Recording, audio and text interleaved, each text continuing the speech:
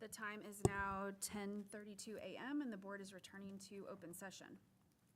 We are resuming our agenda at agenda item 4, and there is no action to be taken on matters discussed in closed session.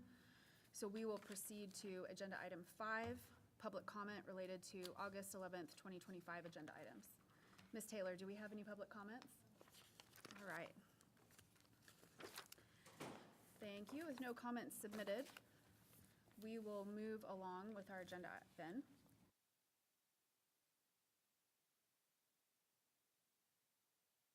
I apologize. Also, there were no public comment if you were. There were no public comments. Oh, is that the only thing? That was the only thing, yes. Okay. All right, trustees, our next 3 agenda items are all related to our annual board planning, whereby we set the priorities of the district, the board, and the superintendent. So agenda item 6 is board priorities and superintendent goals. Trustees, you have 2 items in your packet today for this agenda. I'll kick us off, and then I would invite Ms. Cordell to speak as well, and then we'll open the floor for discussion. So we will be building on conversations that we have already had as a board in June and July on goals. So first item is our draft of our 2025-2026 plan on a page. This document helps us clearly communicate what we believe here in Lovejoy and plan to focus on both as a district and as a board in a concise manner that's easy to access and easy to digest, both for us but also for our community stakeholders. On the front of the page is the district's mission, core values, and priorities are all listed. These are not proposed to change for our 25-26 school year, as they are enduring multi-year areas of focus for us. On the second page is a proposed set of 25-26 board priorities, which are proposed following the training that we received on high-performing boards, as well as our prior discussions as a board on what's important to us. The core focus areas that are listed there in bold of safety, people, learning, culture, forward progress, and governance are not changing, but some of the supporting wording in terms of how we describe these items has been updated to reflect our discussions as a board. And then at the bottom of the page are our district culture commitments, which are not changing. We affirm these, and they are listed here to acknowledge that the board also plays a role in championing and supporting a positive, engaged, results-oriented culture for our district. From our district and board priorities, as well as from our Lovejoy 2030 strategic plan, we derive our annual goals for our superintendent. Annual superintendent goals translate our multi-year areas of focus into tangible, measurable targets for our current school year. Ms. Cordell, would you please share with us the proposed 25-26 superintendent goals? Good morning, board. I am happy to. So in front of you, you have an initial draft of the superintendent goals for the 25-26 school year. You will notice they are organized by safety, people, learning, and culture of progress. And the first one, safety, focuses on making sure we support a safe and secure environment for all of our students and staff by implementing updated and enhanced silent panic alert technology at 100% of Lovejoy ISD schools. And then you will see draft goals listed there with key performance indicators. Under people, we have recruit, retain, support, and develop effective personnel. Again, goals and key performance indicators are listed. Under learning, promote Lovejoy ISD's continued commitment to academic excellence. And then culture of progress, fostering a culture of progress.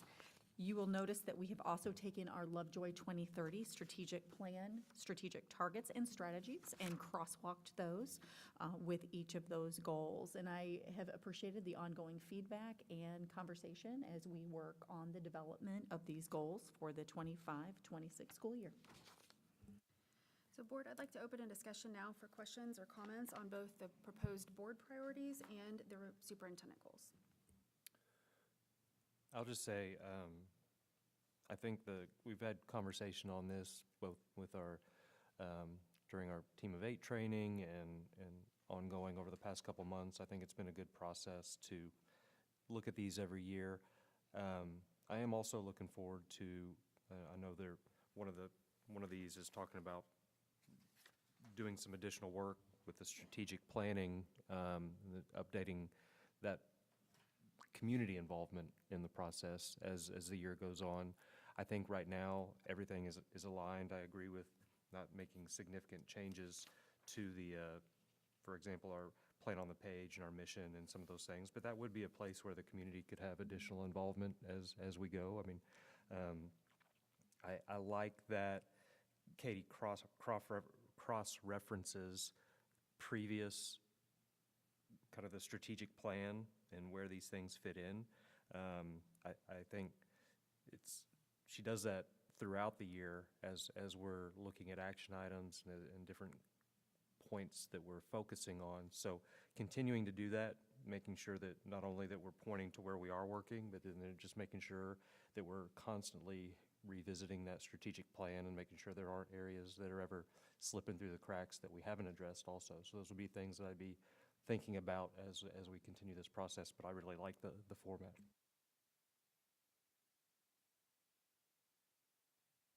I noticed that also there's a, specific goal here on initiating a technology assessment. The world is changing rapidly.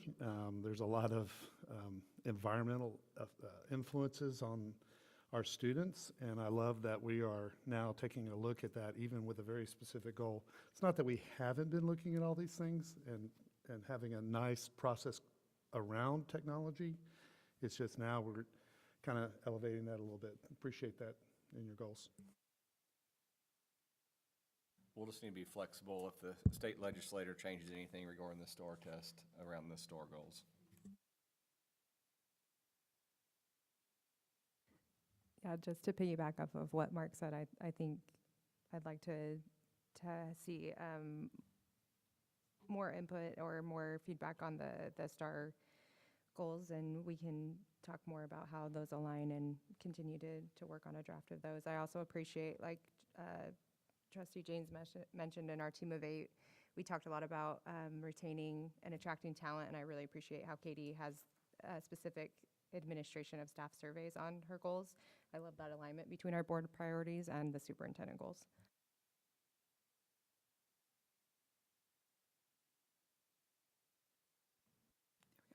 Yes, and I'll just add, I appreciated all the conversation that we've had as a board around what's important to us, and that I believe that's reflected there in the board priorities.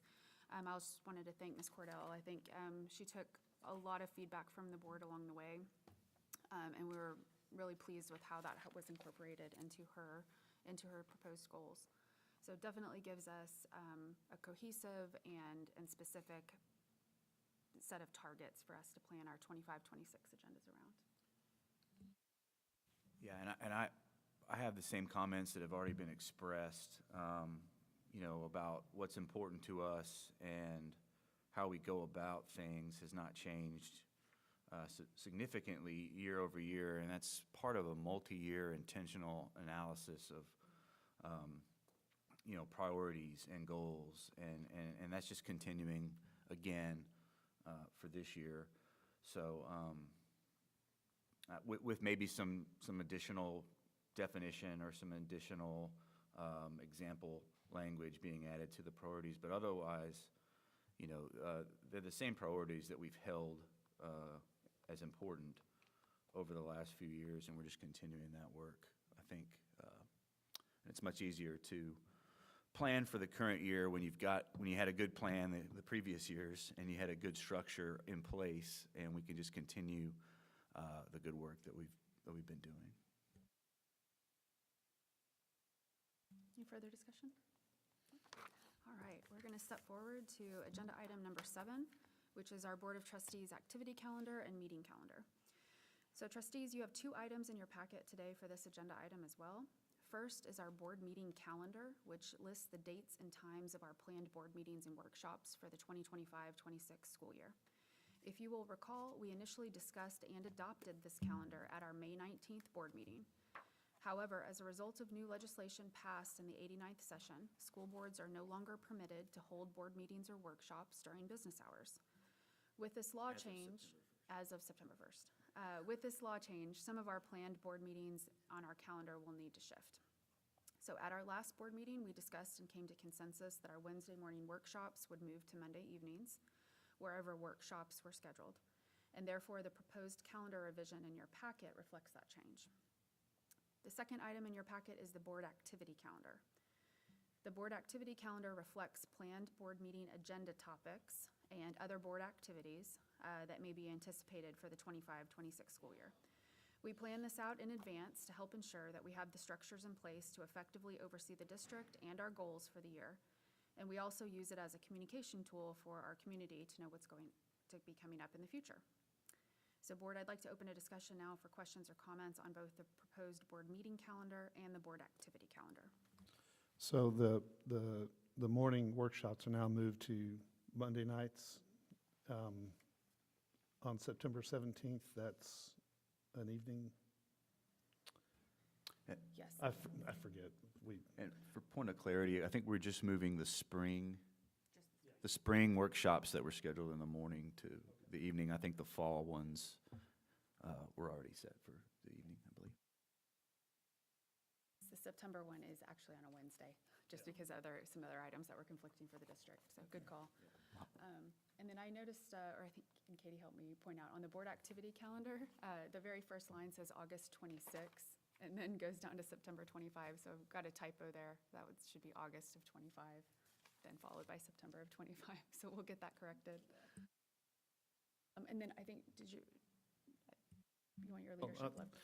I love the new format of the board activity calendar. It makes it kind of clear the things that are part of the agenda, what category they fall into, whether it's notifications, presentations, et cetera. So I really like that organization. Thanks for updating that organization. And just a reminder for folks that want to look at this, this is a general guidepost for things that will happen during the course of the year as they typically are done year to year. It doesn't include, obviously, every board business item, presentation, recognition, or anything like that. These are just the things that we do each year in a certain time period for a specific reason. And it's a shell, is what I want to say. We're not putting out the agendas for all these meetings at this time. These are just general activities that occur annually and reflected on this. And these are activities that have generally been happening on these months in the past already. So there's nothing really new here. The organization's different too. Adding to it for each of the superintendent goals and for other board priorities where there's relevant presentation materials and things like that would be added into the agendas any given month. Any questions? All right, agenda item number 8 is board operating procedures. So as a refresher for our community, the board operating procedures are the protocols adopted by the Board of Trustees that define how we conduct our business, covering meeting conduct, roles and responsibilities, decision-making, and governance practices. And we do this to ensure transparent, consistent, and effective oversight. At our June 4th workshop, the board formed a special purpose subcommittee under policy BDB local to review these procedures and recommend improvements. Since then, the committee has met 4 times and has produced a set of draft recommendations for board consideration. I'll now turn it over to my colleagues, Mr. Bobo and Ms. Stock, to give you an update on our progress so far. So as reviewed at the last meeting, we had a process that we went through, reviewing the current BOP and looking for opportunities for improvement, mostly about some language around some stuff that was not as exactly clear, and clear is kind, so that's what we're trying to do here. We included feedback from our board self-assessments and discussion in previous trainings for Team of 8 and other training. We attended training because board members, just like our students, we're always learning. We reviewed board operating procedures from other districts. We considered the audience for this document. It's not just us to each other, but us to our staff and to the community. And then we took a look at the new legislation that much of is becoming active in September 1st and tried to get that language corrected there. So building off of that review process, you can see that these 5 major areas kind of cover the initial recommendations that we got from collaborating as a committee and then feedback from the board as a whole. As you review that draft that's in the board book, you'll see that the document has been reformatted to make it easier to reference, to make it easier to read. We tried to make sure that we were enhancing information on our role generally as a trustee, and then going into the individual sections that talked about the law, the SBO framework, which is very pivotal to our role.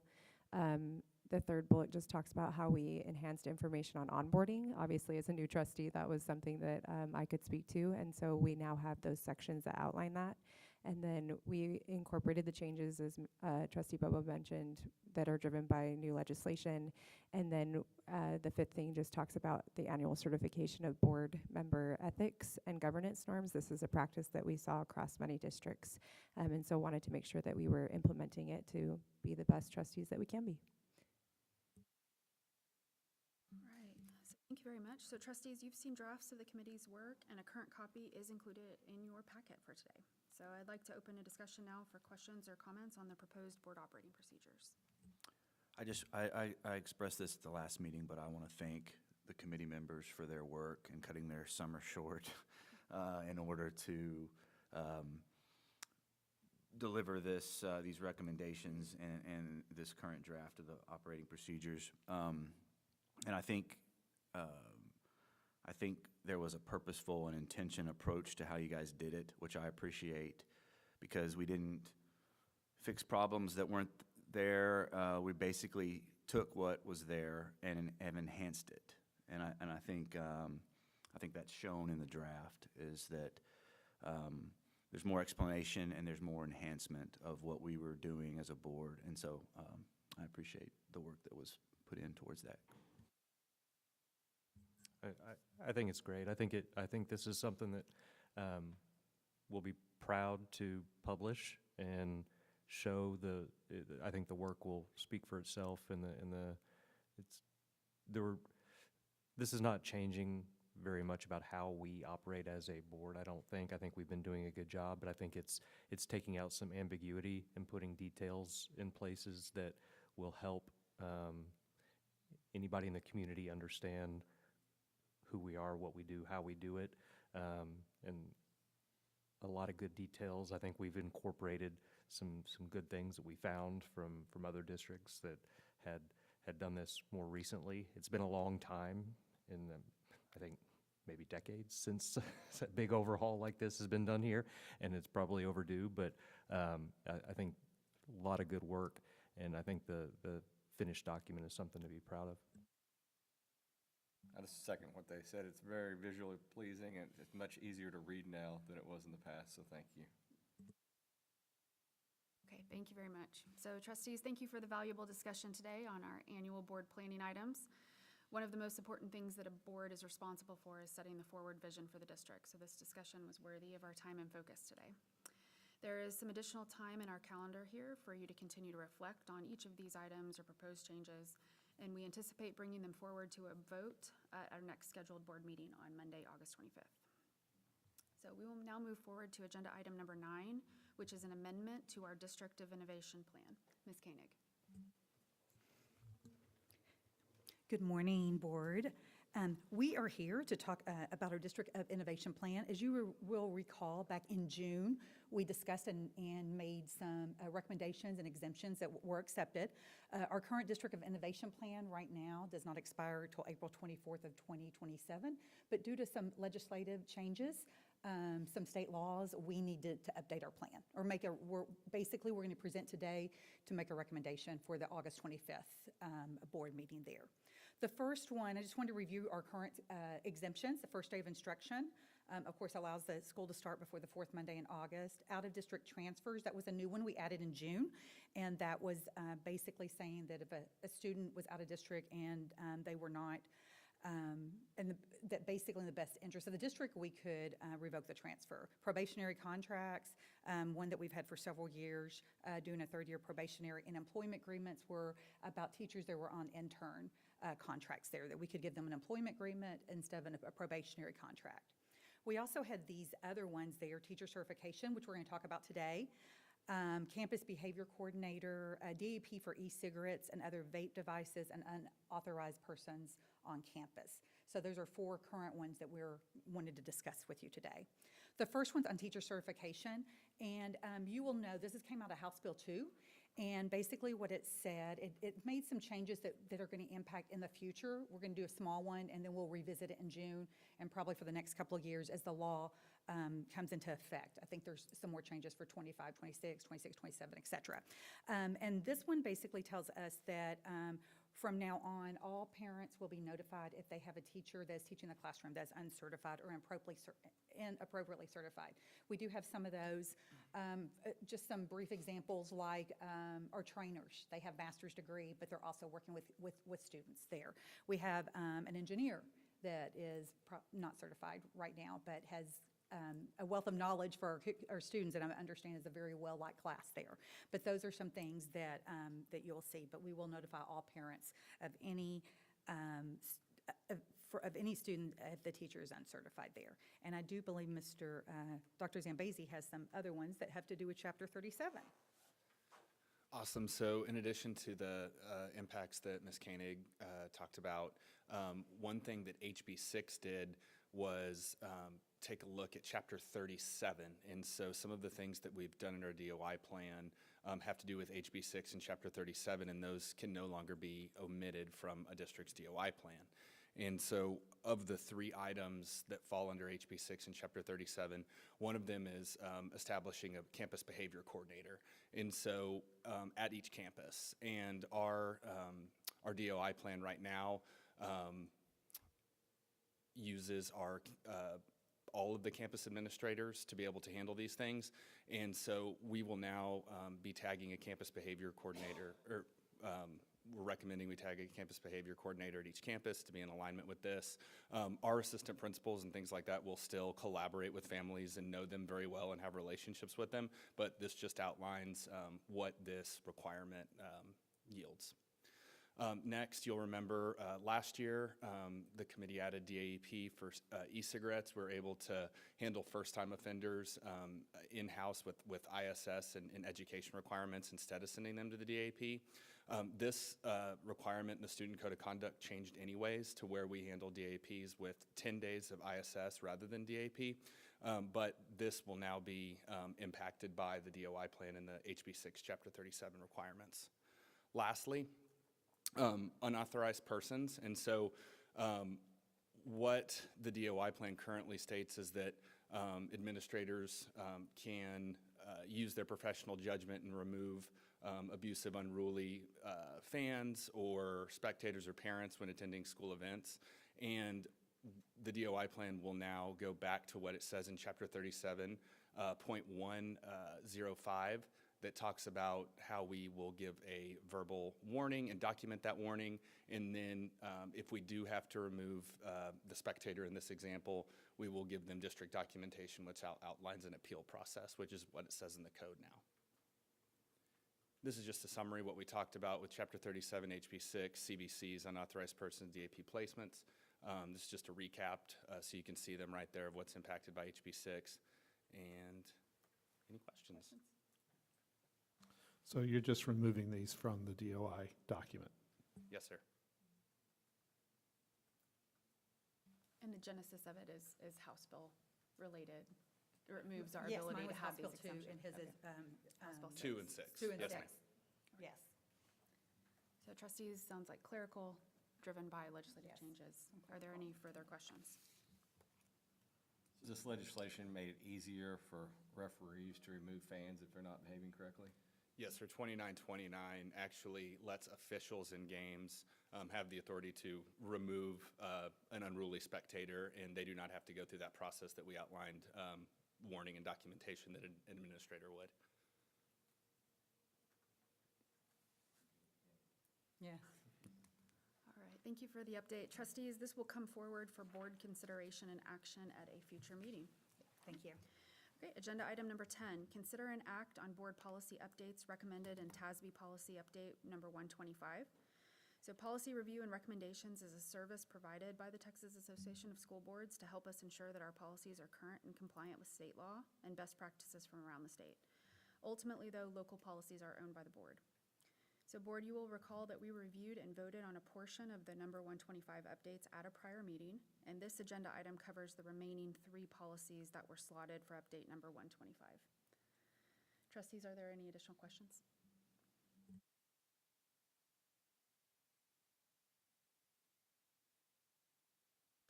I move that we approve these 3 remaining 125 updates in the most recent versions that were presented to us. Second? Okay, I have a motion and a second. So this is to approve Board Policy BBFA local, BDB local, and BDF local in the most recent versions that we saw. I have a motion and a second. So are there any additional discussion? Hearing none. All those in favor? Aye. Opposed? Motion carries. Thank you. All right, and agenda item number 11 is our superintendent report. Ms. Cordell. Thank you. We are in day 3 of the 25-26 school year, and things are going well. We are so excited to have launched the school year successfully. Last week, at the beginning of the week, we were preparing. We had our district staff convocation, and our focus was on the Lovejoy legacy. We are celebrating the 20th year of Lovejoy High School, so it was fitting that we were celebrating that legacy. I would like to thank Rodrika Taylor, as well as our fine arts, performing arts team, for all of their efforts in creating a phenomenal experience for all of us to get us pumped up and ready to serve our students this year. And the back-to-school events, which are a heavy lift for our campus administrators and our teachers, were extremely meaningful. I got the opportunity to visit most of those. I had so much fun talking to the kindergartners. I heard all about their shoes that they were going to wear on the first day, as well as their new backpacks. So that was a lot of fun. And then on our first day of school, we had a very successful senior breakfast and senior walk. We would like to thank all of the parents that were involved in preparing and carrying out that senior breakfast. That is a very, very special Lovejoy tradition where the seniors have breakfast together on the first day of school, and it was incredible to get to visit with each of them and for them to stop and pause and think about the year that they have in front of them so that they can cherish that and maximize those opportunities. And then they walk through the Leopard Head and on into the high school for their first day of school. So we are off to a great start, and I just want to thank all of the teachers and staff and parents that have worked so hard to get this school year launched. It's going to be a great one. Thank you. So as we close our meeting this morning, I have a couple items to share. The board was pleased to join the Foundation for Lovejoy Schools' new family breakfast on Saturday, August 2nd. It was a fantastic turnout of families, and we were excited to welcome them to the Lovejoy community. Thank you to the foundation, district staff, sponsors, and the NCL Lovejoy chapter who provided childcare, and everyone who put the event on. It was a success. The board also joined district staff on Monday, August 4th for fall convocation. It was a privilege to celebrate the start of the school year with you, and I'll echo Ms. Cordell's comments. It was extremely well planned, extremely well executed, and a very fun time.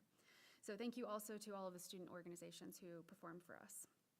And finally, we wanted to say thank you to the district staff, students, and to our Lovejoy families for a wonderful start to the school year. We look forward to another great year. Our workshop is adjourned.